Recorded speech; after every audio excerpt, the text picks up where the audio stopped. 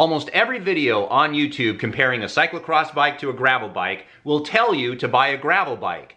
In this video, I'm going to make the argument for why you should buy a cyclocross bike. Now, besides the obvious, which is you should buy a cyclocross bike because you want to race cyclocross, there are a number of reasons why you should probably get a cyclocross bike as opposed to a gravel bike. Number one, a narrow gear range. When you buy stock a cyclocross bike compared to a gravel bike, the cyclocross bike is going to come with a more narrow gear range. And the advantage of this is that if you've ever ridden a bike before and you're changing gears and one gear is too easy and one gear is too hard, you wish you had another gear in between, the cyclocross bike is actually going to come stock with that. Now, of course, you could simply buy another cassette, but when you're buying a bicycle, you want it to come the way you want. So the narrow gear range is sometimes an advantage. Number two,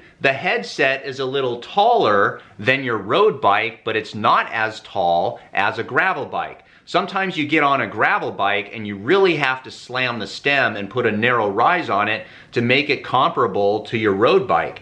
If you get a gravel bike, for some people, they actually feel as though they're riding a beach cruiser. Number three, the size of the tire. Now on my cyclocross bike, I can fit 38 millimeter tires on it. I can kind of squeeze 40 on there, but for the most part, I use 33. If you are used to riding a road bike that normally has 23 to 25 millimeter tires on it, and you go to 33, you're gonna think that this is the biggest frickin' tire you've ever used in your life. And then if you go to 38 or 40, you almost think that this is a fat bike. That's just the comparison of how it feels. Now, a gravel bike, you can actually get tires that aren't even measured in millimeters. They're measured in inches.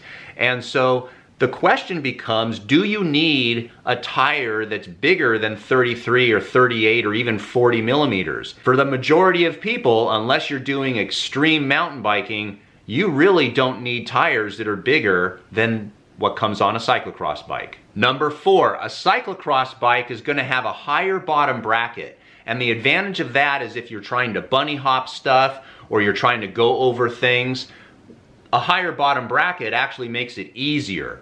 A gravel bike will have a lower bottom bracket so that it feels more stable, more connected to the ground. However, a lot of people feel as though that makes the bike kind of sluggish. Number five, a cyclocross bike technically is a race bike that's designed to go fast.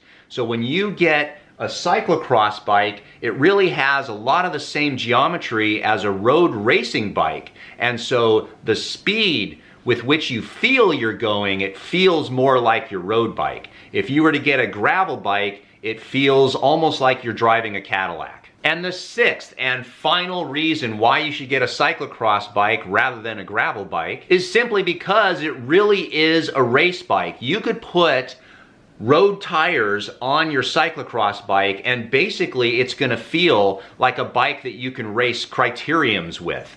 The bike is really a race bike that has a little bit of different geometries so that you can fit some wider tires on it. But for the most part, if you were to buy a cyclocross bike and put road tires on it, it's really going to be able to function as an excellent road bike.